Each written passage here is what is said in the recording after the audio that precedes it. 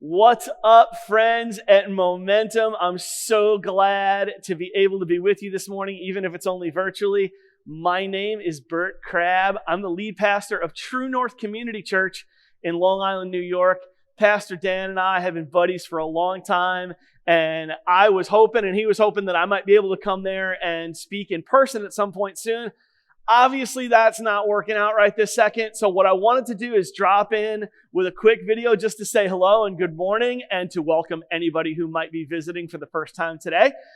And also just to intro a little sermon. This is a video of a sermon that I recently preached to my home congregation here on Long Island. For this morning, I hope you're blessed by it, and I hope to get to come and visit you guys soon. I love your church and love what God is doing in, with, and through you guys. Take care and God bless. Hope to see you soon. Peace. Today, we jump into another space in the house that for some of you is probably your favorite place in your house. We're into the garage. And we're going to talk about the garage because the garage is where we keep our toys. Now, I know for some of you, the garage is a mess and it's a project and you've been avoiding it, and eventually you're going to get to clean out the garage. Most families have to do that every couple of years at least, unless you keep things very, very neat, which if that's the case, good for you. But typically the garage is where we keep our toys. And so what I want to do today is talk to you a little bit about how dangerous a thing it can be when the things we own actually end up owning us. Now that sounds like a strange thing to say, right? As you observe your material possessions, the stuff you own, and obviously some of that stuff it's not all in the garage, it's sort of spread out. But as we talk about our toys and the things that we cherish and the things that we possess, it doesn't come quickly to anybody's mind, and it doesn't naturally occur to any of us that our stuff owns us. But sometimes it does. And I learned that lesson in a very personal way by observing my grandfather, my paternal grandfather. Grandpa was a tight man with a buck. You've heard of people who squeeze a penny so tight they can make Abraham Lincoln cry. That was my grandfather. He never wanted to spend money anywhere. And when somebody lives through the Great Depression like my grandfather and grandmother did, you kind of want to cut them a little bit of slack. But Grandpa was obsessive at the next level. He loved his family and always wanted to be around his family. So every time there was a birthday or a holiday, he was always there. But he was always the first one to leave. He and Grandma were always the first ones to check their watch and go, well, yeah. As soon as the coffee was on the table, it was like, time to go.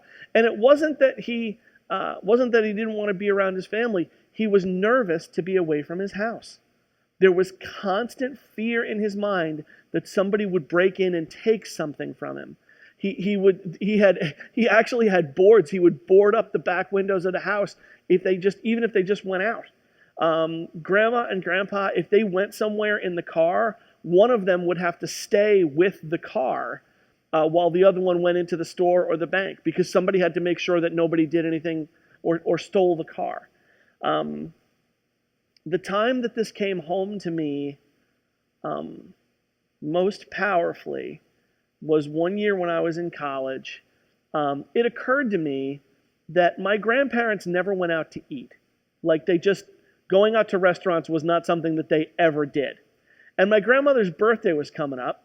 And I decided, hey, what if I took you guys out for lunch? How about if the three of us just go, no, doesn't have to be fancy. We'll go to the diner, we'll go get some pizza, but let's just the three of us. Let me take you guys out for lunch for Grandma's birthday.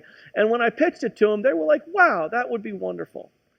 But as the day drew closer, I could sense that they were a little bit less than enthused.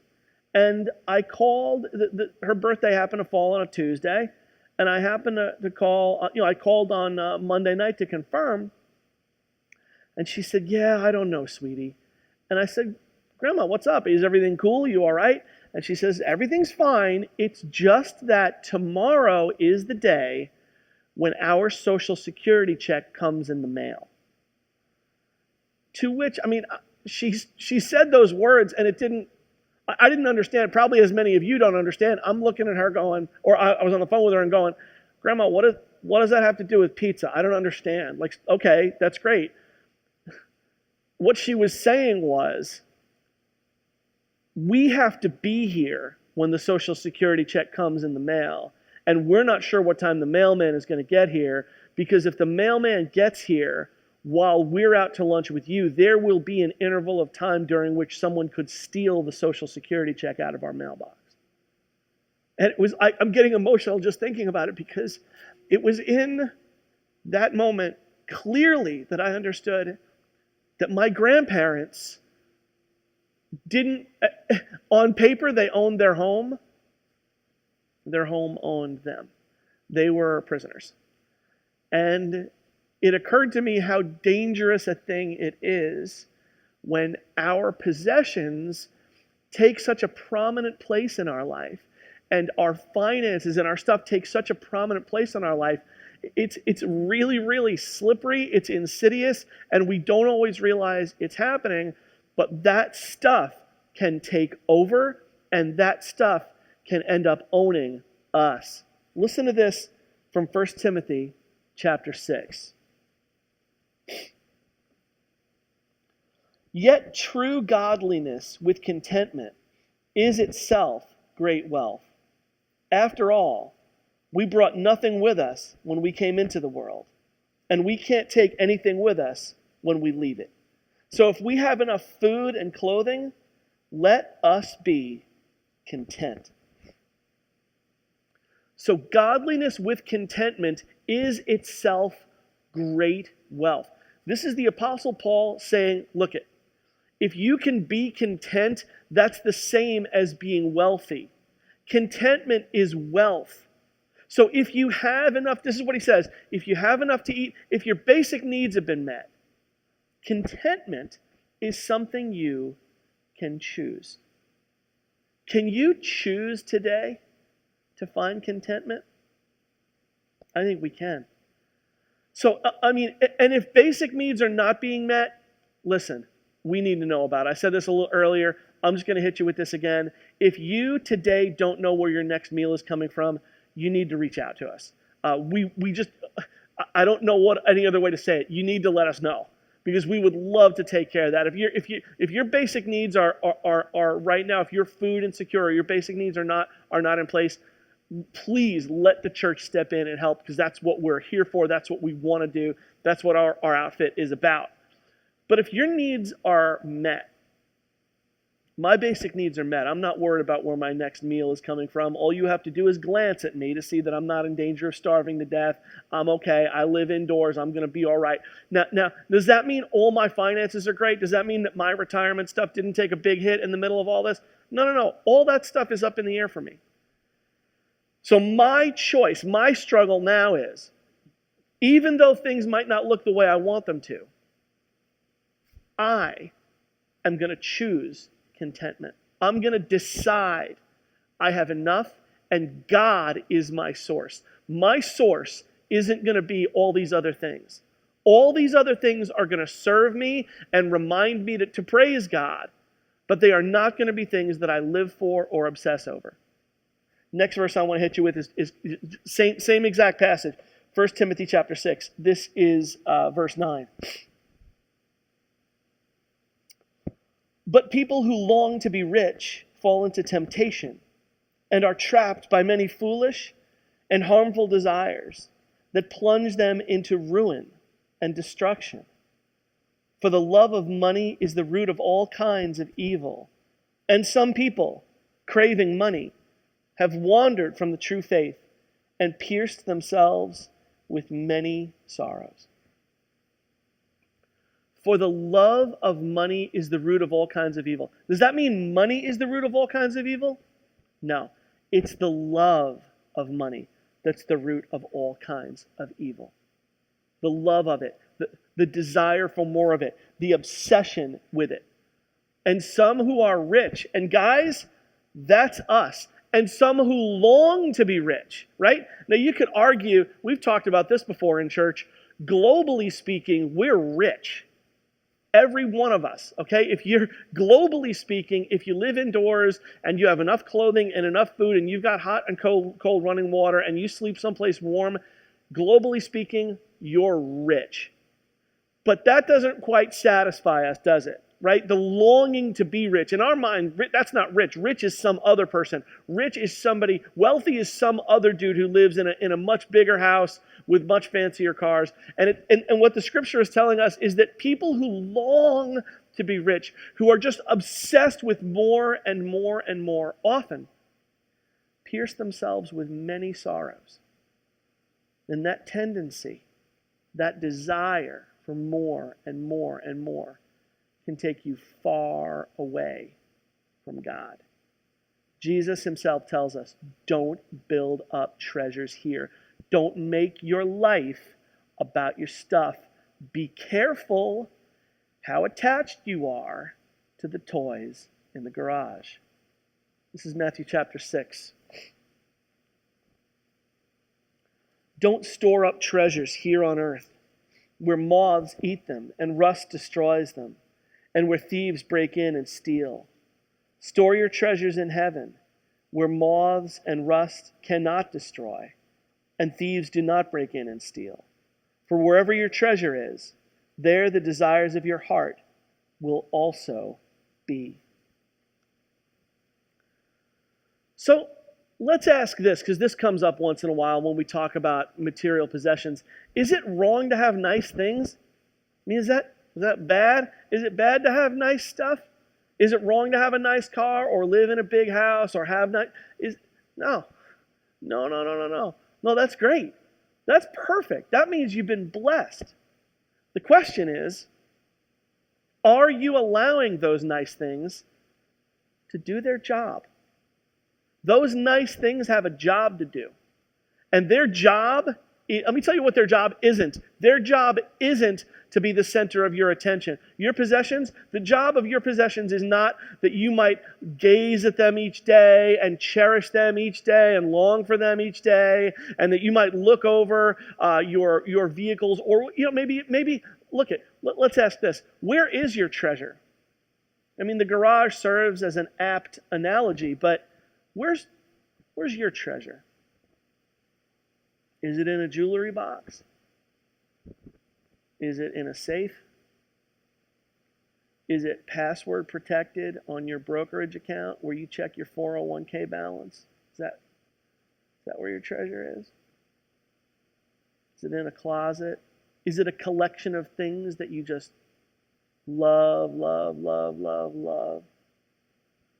That stuff has a job to do. And I know that stuff has a job to do because I know that you have a job to do. Your job on this planet is to glorify God. You want to live selfish, you want to be all about you, that's a fast track to misery. We kind of all get that at a base level. Even if you're not a believer, like even if you're new to faith, you're new to church, I guarantee you, I mean, all you have to do is glance around your periphery, think of the people you know.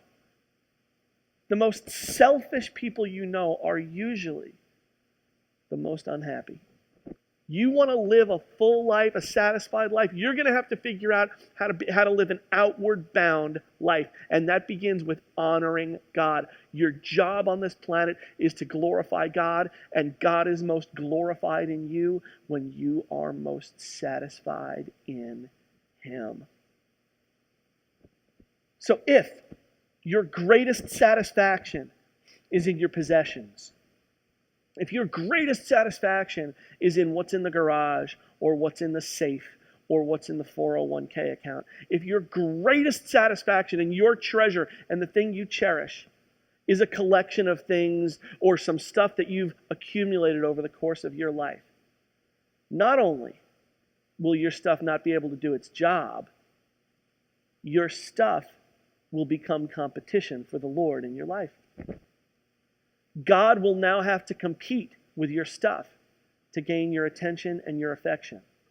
So what is the job of your stuff? What is the job of your house, your car, your collection, whatever money you may have put together, whatever possessions you have? They all have a job, and their job is to help you do your job. Their job is to help you accomplish the job of your soul, which is to glorify God. So your stuff's job is to help you glorify the Lord, to help you day after day after day to cherish him and love him and think of him above all these other things. That's what God's called us to. So one moment at a time and one day at a time, we're called to look to him and to place our faith in him. One more verse for you. This is Psalm 104, verse 31. May the glory of the Lord continue forever. The Lord takes pleasure in all he has made. The Lord takes pleasure in all he has made. He made the earth for his glory. He made you for his glory. The stuff you have has a job to do. Let it do its job. Allow the things you have to remind you that God is the source, that he is our everlasting source, that every good thing, every good and perfect gift comes from him. So today and tomorrow, and dare I say forever, as you walk through your house or your condo or your apartment or even just your bedroom, as you interact with the possessions that you have, these blessings that have come into your life, may each of them remind you how good and faithful he is. May each of them propel you into thankfulness and praise, that you might live the life God called you to live, outward bound, because where your treasure is, there your heart will also be. Your heart follows it. Treasure God above all other things, and that's where you will find your heart in him.